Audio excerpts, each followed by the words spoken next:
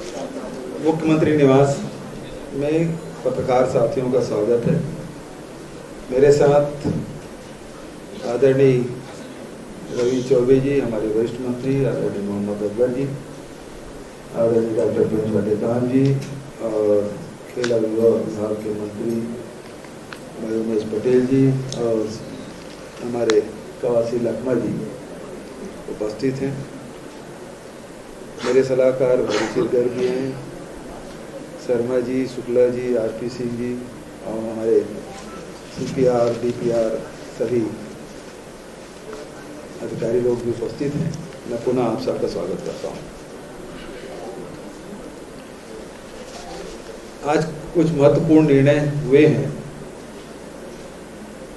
हर मंत्रिमंडल के बैठक के बाद, कैबिनेट के बैठक के बाद आदरणीय चौबे जी और आदरणीय अकबर जी दोनों संबोधित करते रहे हैं। आज कुछ महत्वपूर्ण निर्णय हुए हैं तो मैंने कहा कि मैं भी इसमें शामिल हो जाता हूं और कुछ बातें मैं कहूंगा, उसके बाद हमारे दोनों मंत्री आपसे बात करेंगे। पहली बात तो ये है कि लोगों की डिमांड भी थी, अनुसूचित जाति, जनजाति और अन्य पिछड़ा वर्ग, ये सारे डिपार्टमेंट एक ही हुआ करता था। अब इसे अलग अलग कर दिया गया है।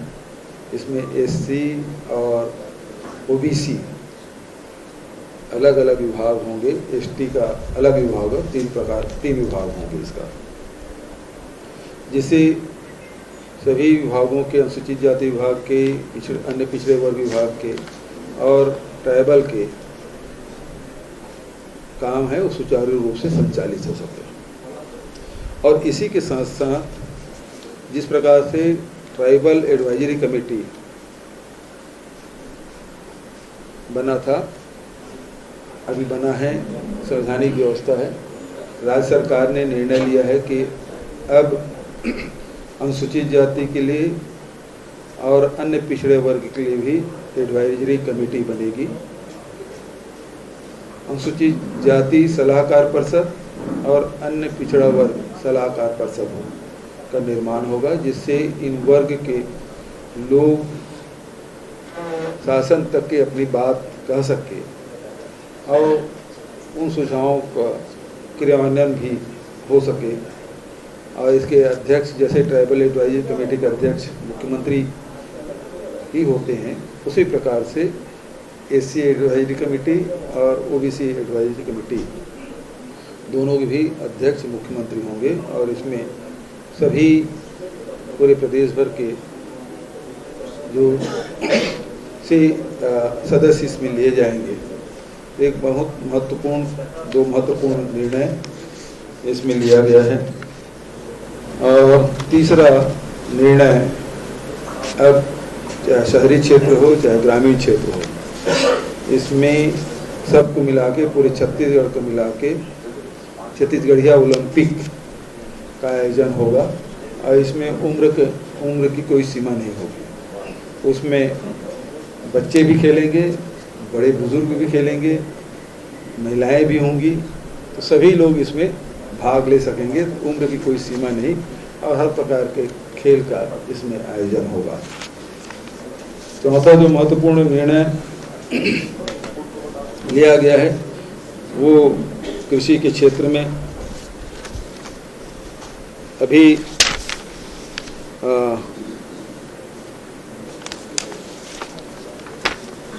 कृषि के क्षेत्र में जो सहकारी बैंकों में जो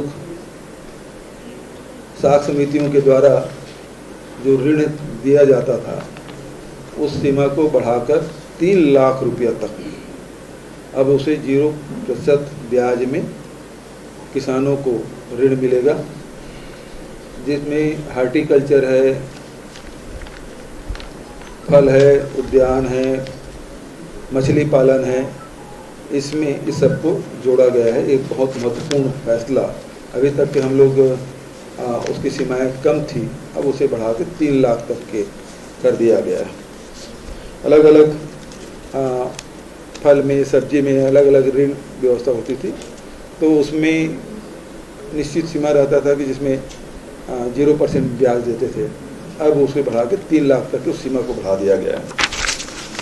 एक और महत्वपूर्ण फैसला कि पूरे प्रदेश में अब चूँकि ऊर्जा उत्पादन में अब बहुत महत्वपूर्ण निर्णय पूरे राष्ट्रीय और अंतर्राष्ट्रीय स्तर पर हो रहे हैं और सोलर लाइट से ही हम लोग बिजली उत्पादन उसको बढ़ावा देने के लिए, सोलर को बढ़ावा देने के लिए, लेकिन सोलर से जो बिजली मिलती है वो दिन को ही है। ऐसे में जितने भी हमारे वाटर वाडीज हैं तो उसके ऊपर में एक छोटा वाटर वाडी बना दिया जाए और दिन भर में जितना बिजली वो पैदा करेंगे सोलर से तो उसे पंपिंग करके ऊपर के तालाब में भर दिया जाए और फिर से उसे हाइडल प्रोजेक्ट के रूप में उपयोग करें ताकि रात को भी बिजली मिल सके। इस योजना को भी हम लोग हाथ में लिए हैं।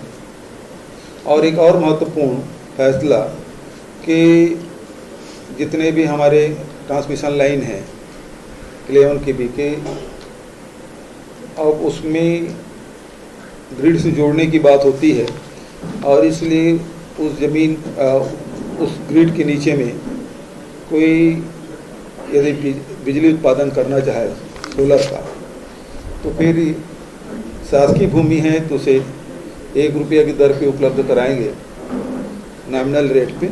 और दूसरा, यदि किसान के खेत यदि पड़ रहा है और किसान यदि सहमत है, उसकी सहमति के बिना कुछ नहीं होगा, यदि वो सहमत है और अपनी ज़मीन देने के लिए तैयार है तो फिर 25 साल के लिए चूँकि एग्रीमेंट होगा और वो 30,000 रुपये प्रति एकड़ प्रति वर्ष के हिसाब से उसे रेंट मिलेगा और 6% हर साल उसमें वृद्धि होगी। और 25 साल के बाद यदि किसान नहीं चाहे तो एग्रीमेंट ख़त्म हो जाएगा और वो अपना जितने भी सोलर पैनल वगैरह जो लगा है वो हटा लेगा।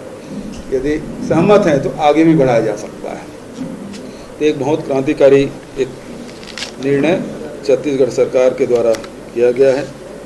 इसी प्रकार से सामाजिक क्षेत्र में अभी तक के करीब 48 संगठन हैं, उससे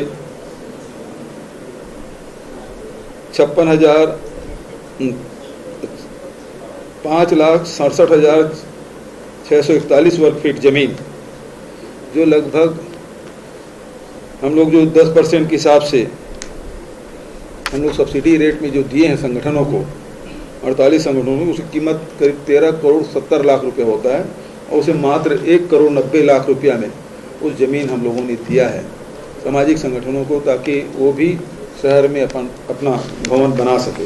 इस प्रकार से कुछ महत्वपूर्ण और भी फैसले हुए हैं, तो इसकी जानकारी आदरणीय चौबे जी। शिक्षक भर्ती की बात है, लगभग 12,000 कितना आंकड़े बताएं थोड़ा सा।